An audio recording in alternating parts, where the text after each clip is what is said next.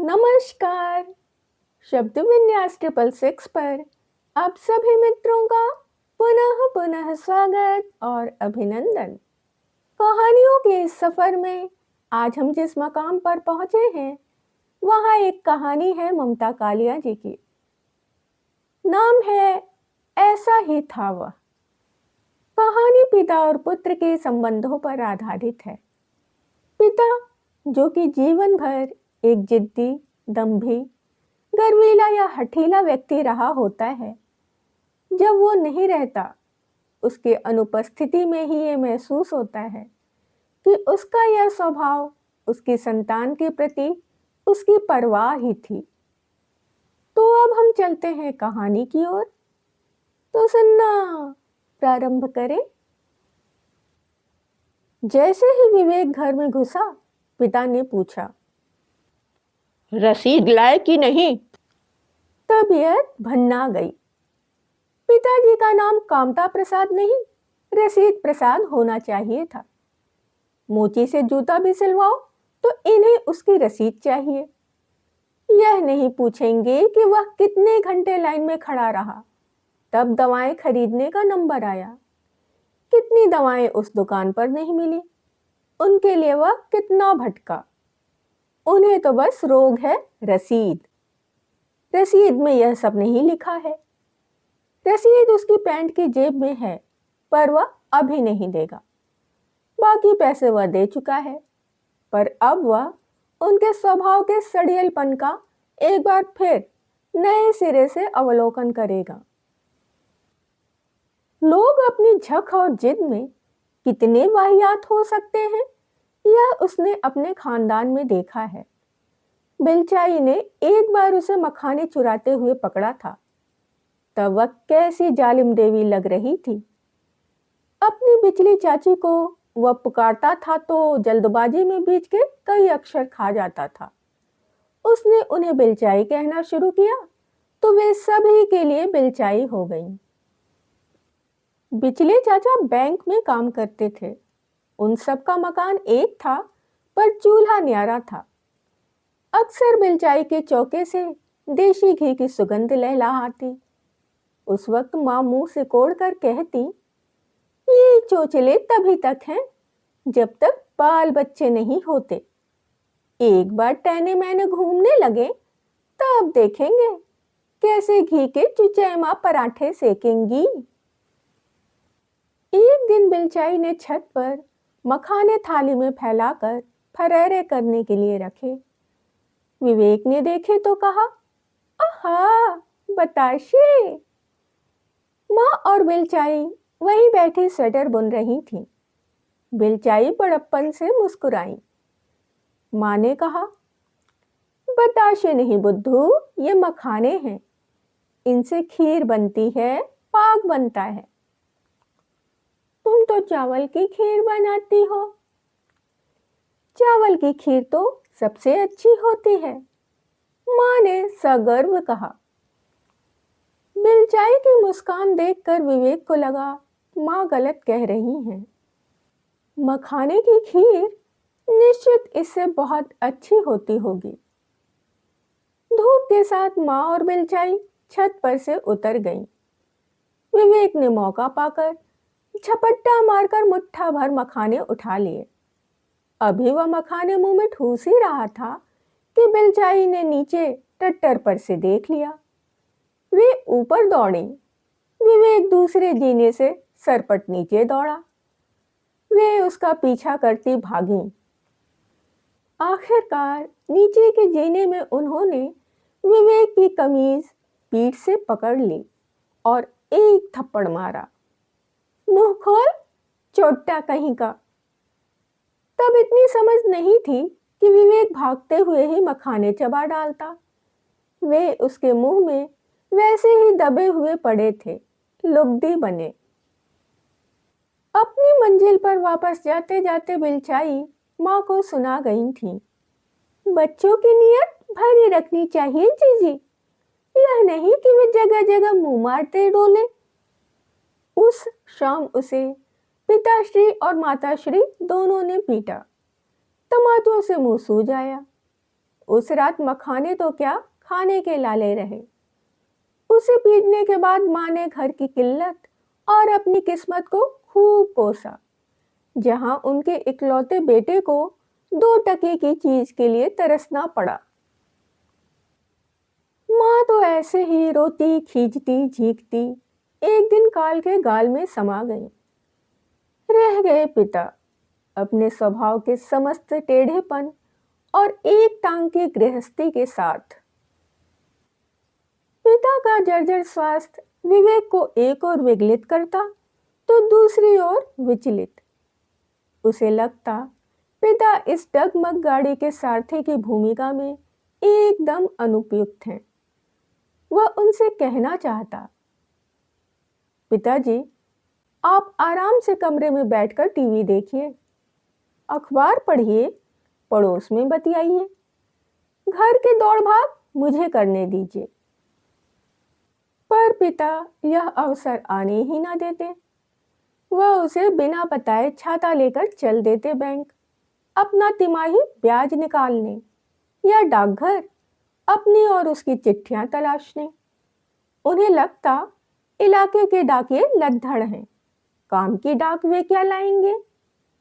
अगर वह कहता कि नहाने के बाद वह खुद डाकघर और बैंक चला जाएगा, वे 1940 में रटा हुआ मुहावरा उसे सुना देते, नाउ और नेवर। जब तक तुम तैयार होगे बैंक बंद हो जाएगी, डाकघर में छुट्टी हो जाएगी। क्या समझे? विवेक के चिंता भरे सरोकार तिरोहित हो जाते। पिता तर्क के लिए गुंजाइश नहीं छोड़ते। अपने अड़ियलपन में से उन्होंने करो या मरो का जीवन दर्शन निकाल लिया था। जीते जी वे किचकिच, कंजूसी और कटखनेपन की त्रिमूर्ति बन गए थे। नियमित दवाएं लेने के बावजूद पिताजी का रक्तचाप अनियमित था। किसी दिन उन्हें चक्कर आने लगते।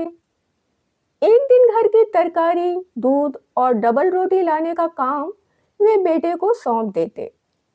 विवेक उनके लिए संतरे और सेब भी ले आता। वे गुस्से से पागल हो जाते। यह फल मंडी क्यों उठा लाया है तू? मुझे नहीं खाने हैं ये राजे महाराजे वाले फल। लाना ही था तो अमरूद ले आता। संतरे और सेब टोकरी में पड़े पड़े सड़ जाते, पर पिता उन्हें मुंह नहीं लगाते। जितनी बार उनकी नजर फलों पर जाती, वे गुस्से से बिलबिला उठते। फल खिलाएगा? अरे पहले नौकरी ढूंढो, तनख्वाह लाओ, तब खरीदो फल और मेवा। बाप के पैसों पर मजा करना बड़ा आसान होता है। क्या समझे? वे यह भी नहीं देखते कि विवेक ने फल सूख और सड़ जाने दिए हैं, पर मुंह नहीं लगाए हैं। वे लाल पेंसिल से निशान लगाकर अखबार में रिक्तियों के विज्ञापन रंग देते। विवेक, ऐसा कर, आज तू सब काम छोड़कर रेल भर्ती परिषद का फॉर्म भर ले। मेरे पीले वाले थैले से 100 का नोट ले ले। पोस्टल ऑर्डर बनवाना होगा। ताज्जुब की बात यह थी कि वही पिता जो चवन्ने अठन्ने का हिसाब मिलाने में घंटों माथापच्ची कर बैठते, बेटे की नौकरी के आवेदन पत्र और भर्ती परीक्षा का खर्च खुशी खुशी करते। उन दिनों वे विवेक पर थोड़े नरम हो जाते। विवेक कल्पना करता कि उसे नौकरी मिलते ही उसके पिता का स्वभाव पूरा पलटा खाएगा। वे भी उसी तरह हंसमुख और मित्रवत हो जाएंगे जैसे उसके दोस्तों के पिता हैं।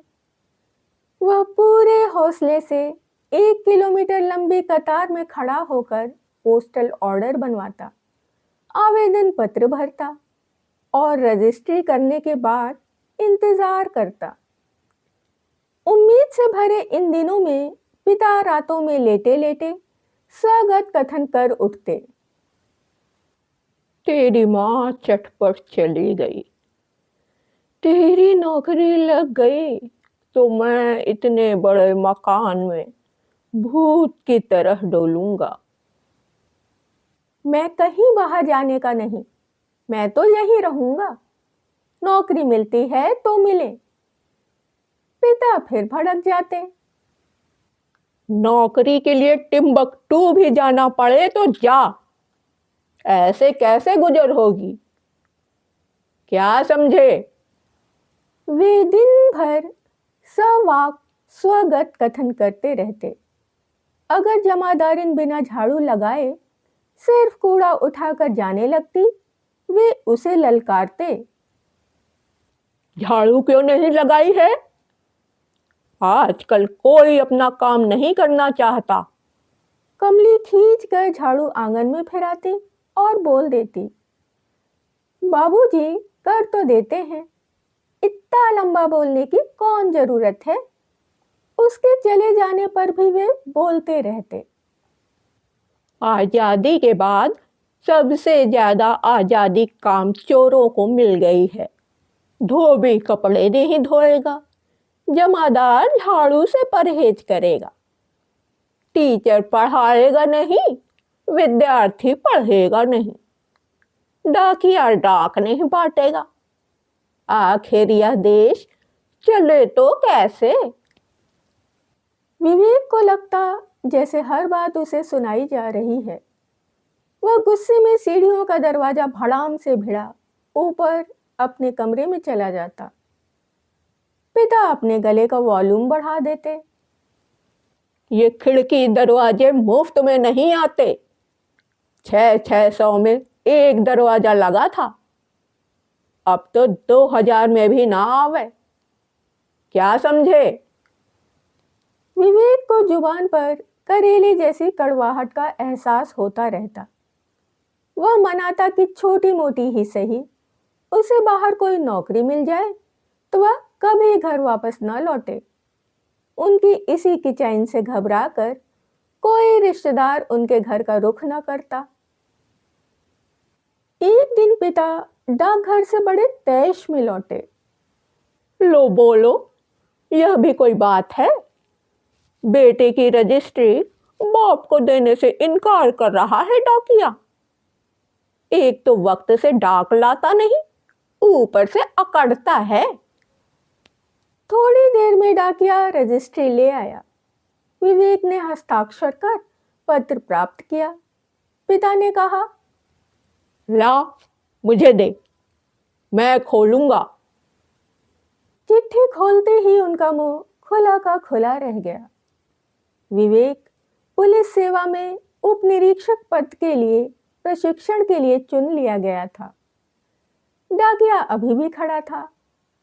पिता ने उसे 10 रुपए का नोट दे डाला, फिर बोले, सफल हुई मेरी साधना, अब मैं चैन से तेरी माँ के पास जा सकूंगा। विवेक ने कहा, कैसी बातें करते हो पिताजी, आपको तो मेरे साथ चलना होगा। पिता ने कहा, ना बेटे, मैं घर छोड़कर कहीं न जाऊंगा। यहाँ हमारे गृहस्थ की झांकी है। यहाँ मैं अंधेरे में भी जानता हूँ कौन चीज कहाँ रखी है। इस घर में तेरा बचपन और हमारी जिंदगी बीती है। अकेले आप बीमार पड़ गए तो? सारे डॉक्टर मेरी पहचान के जो हैं, पास में CHS है। तू ज्यादा बहाने मत बना, चिट्ठी के हिसाब से तैयारी कर। ट्रेनिंग पर इस नए शहर में विवेक अपने को पूरी तरह घिरा हुआ पा रहा था।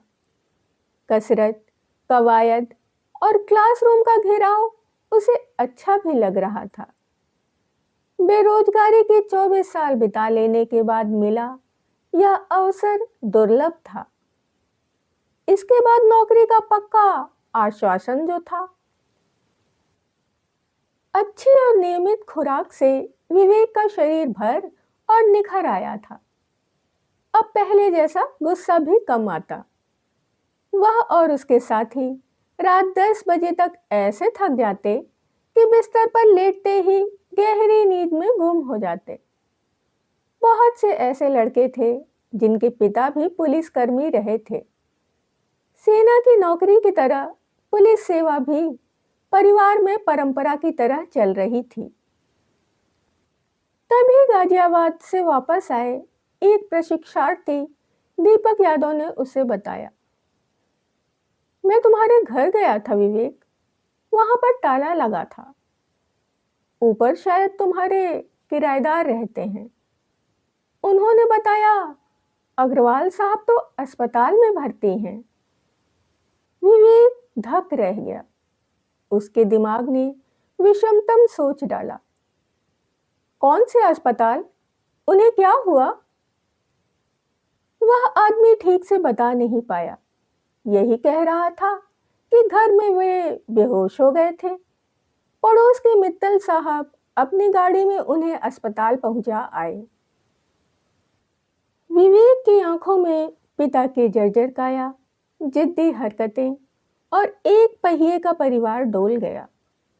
प्रशिक्षण के दौरान छुट्टी मिलने का प्रावधान न था, पर वह अपनी अर्जी दीपक को पकड़ाकर फौरन घर के लिए चल दिया। मित्तल साहब से पता ठिकाना लेकर विवेक यशोदा अस्पताल पहुंचा। पिता आईसीयू के बेड नंबर 3 पर निश्चेष्ट पड़े थे। विवेक का मन उमड़ा। उसने मुंह में रुमाल भर लिया। नर्स ने आकर उनके दूसरे हाथ में भी सुई लगाकर एक और ड्रिप सेट से जोड़ दी। उनकी दोनों बाहों में सुई लगी हुई थी।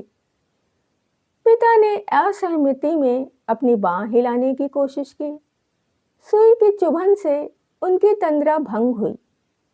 सिस्टर ने रोका, हाथ हिलाना नहीं, सीधा रखिए। पिता ने पैर पटक कर असहमति जाहिर की। सिस्टर ने विवेक से कहा, आप इधर खड़े रहकर देखिए, पेशेंट हिले नहीं। पिता को इतना गुस्सा आया, उन्होंने सुई वाला हाथ मुंह की तरफ ले जाकर अपना ऑक्सीजन मास्क हटा दिया। वे चिल्लाने लगे, मुझे मुर्दा समझा है जो हिलू नहीं? दर्द होगा तो मैं बताऊंगा कराह कर। खांसी आएगी मैं खांसूंगा। मेरे घर का कोई सदस्य पास नहीं है, इसलिए तुम मिसबिहेव कर रही हो सिस्टर। विवेक से रहा नहीं गया। उसके मुंह से निकला, मैं आ गया पिताजी। अब उन्होंने बेटे की तरफ देखा। बगैर चश्मे सब धुंधला दिखाई दे रहा था, पर कद काठी विवेक का ही लगा। पिताजी के होंठ एक बार सिकुड़े। सिस्टर ने अस्फुट स्वर में विवेक से कहा, जब जब होश में आते हैं चिल्लाते ही रहते हैं। आप इनको संभालिए, ज्यादा बोलना मना है। सिस्टर चली गई। पिता ने जैसे अपने आप से कहा, शमशान जैसे वार्ड में मुझे डाल दिया है, इससे तो जनरल वार्ड अच्छा। फिर उनकी चेतना पुत्र की तरफ मुड़ी। तू क्यों आ गया? किसने खबर दी तुझे? मित्तल सुनता नहीं है, मैंने मना किया था। विवेक की जुबान पर हर बात का उत्तर था, पर वह मौन रहा। उसे पता था बात में से बात निकलेगी और पिताजी का तनाव बढ़ेगा। पिताजी का शिकायतों का पिटारा खुल गया। बांह हिलाना उन्होंने बंद कर दिया, पर ऑक्सीजन मास्क हटाकर वे बार बार बोलते। सांस फूलने लगती तो इशारा करते, मास्क लगा दो। विवेक किसी बहाने बाहर आया।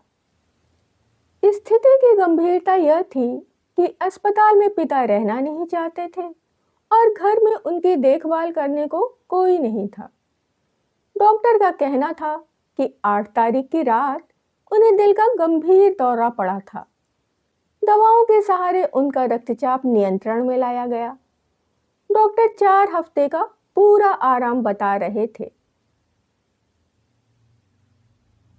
मां के निधन के बाद रिश्तेदारों ने भी किनारा कर लिया था। इस हाल में नौकर पर भी उन्हें छोड़ा नहीं जा सकता था। विवेक ने फैसला ले लिया। वह पिता की तीमारदारी के लिए रुकेगा, नौकरी मिले चाहे जाए। पिता अब आईसीयू से प्राइवेट वार्ड में भेज दिए गए थे। ड्रिप और पेथिडीन की सुई लगनी बंद हो गई थी, पर दवाएं दी जा रही थीं। देह कमजोर थी, पर दिमाग चुस्त। दोपहर में साबूदाना खाते हुए उन्होंने पूछा, छुट्टी लेकर आया है ना? कै रोज की मिली? विवेक ने बताया। वह अवकाश की अर्जी दोस्त के पास देकर चला आया। पिता बौखला गए। यह क्या मतलब हुआ? तू बिना छुट्टी के ट्रेनिंग से आ गया? तेरे दोस्त ने अर्जी अगर नहीं दी तो क्या होगा? इतना बड़ा हो गया तू विवेक, तुझे अकल कब आएगी? विवेक ने कहा, आप शांत रहिए, मैं जाकर देख लूंगा, पहले आप ठीक तो हो जाइए। पिता की बौखलाहट कम नहीं हुई, बल्कि उसमें तैश शामिल हो गया।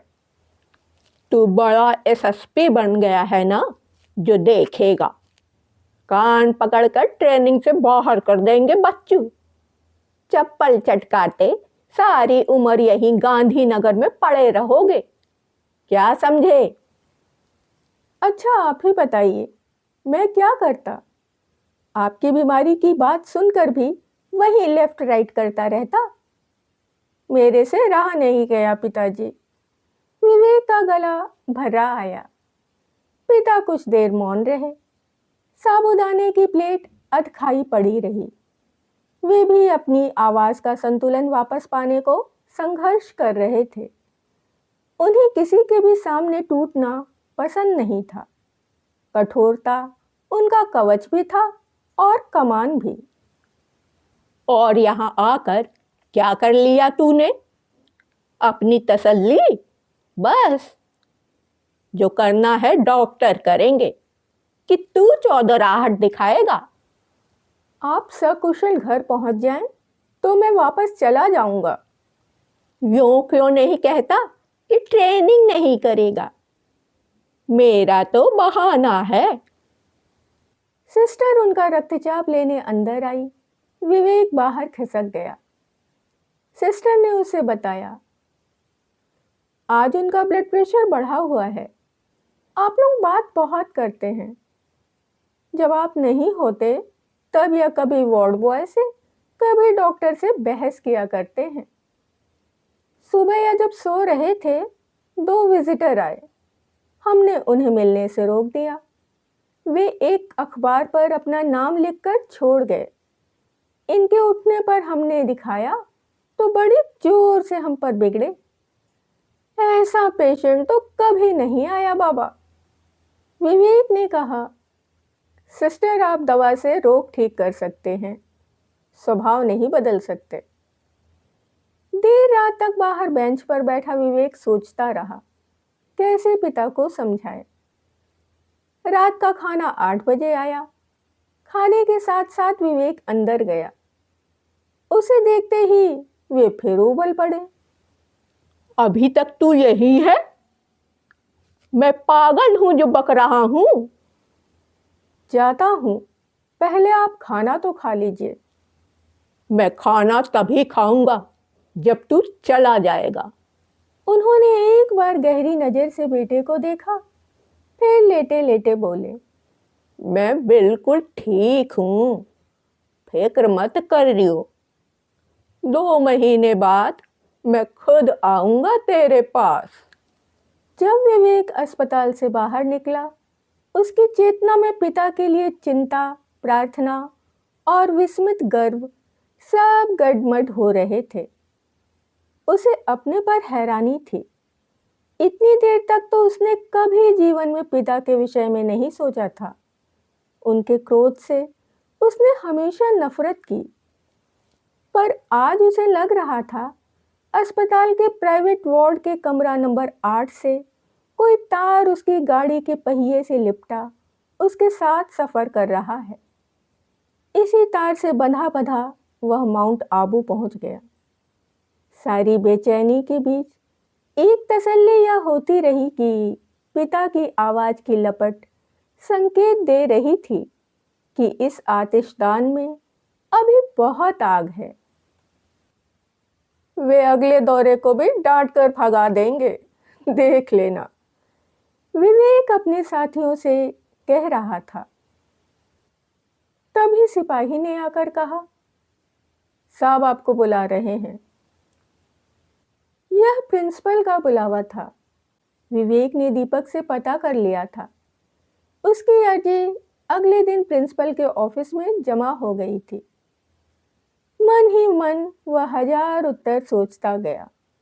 वे ऐसे कहेंगे तो मैं ऐसे कहूँगा, वे वैसे कहेंगे तो मैं वैसे कहूँगा, वे चिल्लाएंगे तो मैं सॉरी कह दूंगा।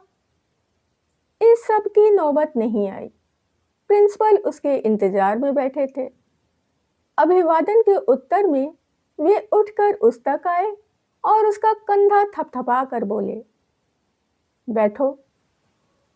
विवेक का मुंह अपने आप कहने लगा, सर मुझे बहुत अफसोस है, आपकी इजाजत के बगैर मुझे जाना पड़ा।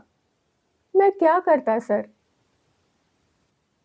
तुम्हें एक बार फिर जाना होगा विवेक, प्रिंसिपल ने कहा। ओ नो सर, अभी तो मैं लौटा हूं, विवेक ने कहा। प्रिंसिपल वापस अपनी कुर्सी पर बैठ चुके थे। क्या तुम्हारे घर में और कोई नहीं है? विवेक के आशंकित हृदय को सहसा लगा कि अब तो वाकई घर में कोई नहीं बचा। प्रिंसिपल ने धीमे स्वर में कहा, कल रात 1 बजे अस्पताल में तुम्हारे पिता का देहांत हो गया। शव मार्चरी में रखा हुआ है। सुबह 6:40 पर वहां से फोन आया था। वे ही बोलते रहे, तुम अभी चले जाओ। यह मैं नहीं कह सकता कि तुम वहां कितने दिन लगाओगे। थोड़ा रुककर उन्होंने कहा, बीच में तुम वापस आकर फिर जा सकते हो। यू नो, हमारे यहाँ लास्ट राइट्स बड़े लंबे होते हैं। वे आर्य समाजी थे या सनातन धर्मी? विवेक तत्काल उत्तर नहीं दे पाया। उसने उन्हें कभी मंदिर जाते या पूजा करते नहीं देखा था। परिवार में आचारगत रूढ़ियां ध्वस्त करने में भी उनकी कोई सार्थक भूमिका नहीं रही। उस आदमी का जीवन में बस एक ही धर्म था, अनुशासन। इसी के चलते विवेक इस वक्त यहाँ आ गया, जबकि उसे वहां होना चाहिए था। पर यह समय उनके चरित्र विश्लेषण का नहीं था। इस बार उसके पास ड्यूटी से छुट्टी थी, पर छुट्टी पर अवसाद। दोस्तों ने धैर्य बंधाया, पर वह सिर्फ रेलवे प्लेटफॉर्म तक काम आया। आगे भयावह विषमताएं थीं, कहीं टिकटी और कफन के तत्काल प्रबंध में, कहीं हिंडन घाट के मनहूस मैदान की सन्न हवा में लपकती चिंगारियों में, कहीं गढ़ मुक्तेश्वर तक की अस्थि विसर्जन यात्रा में। अजब हाल था विवेक के दिल दिमाग का। पिता के मित्र परिचित उसे समझा रहे थे, अब जब ट्रेनिंग से छुट्टी मिल ही गई है तो सब काम निपटा कर जाओ।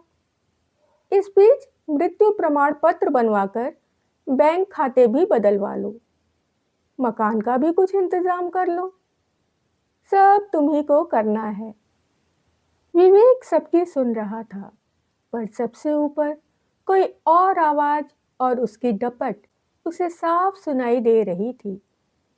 टिकटी पर जब पिता का शव बांध दिया गया, विवेक को लगा ये सारी रस्सियां तोड़ाकर अभी उठ बैठेंगे और चिल्लाएंगे, फिर तू बैठ गया यहाँ आकर?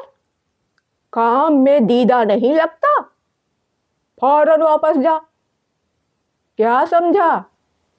अभी आप सुन रहे थे ममता कालिया जी की एक कहानी। ऐसा ही था वह।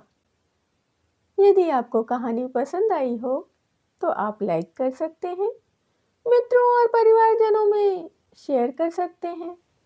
जो भी नए सदस्य चैनल पर आए हैं वो चैनल को सब्सक्राइब कर लें और बेल आइकन को दबाना बिल्कुल भी ना भूलें। कहानियों और उसके प्रस्तुतिकरण से संबंधित यदि कोई विचार, सुझाव या फरमाइश हो तो आप कमेंट्स में हमें लिख सकते हैं। इसके अतिरिक्त अपने पसंद की किसी कहानी, उपन्यास या अपने पसंदीदा किसी लेखक की कोई रचना यदि आप सुनना चाहते हैं तो उसके लिए भी आप कमेंट्स में हमें लिख सकते हैं। अभी के लिए विदा। शुक्रिया।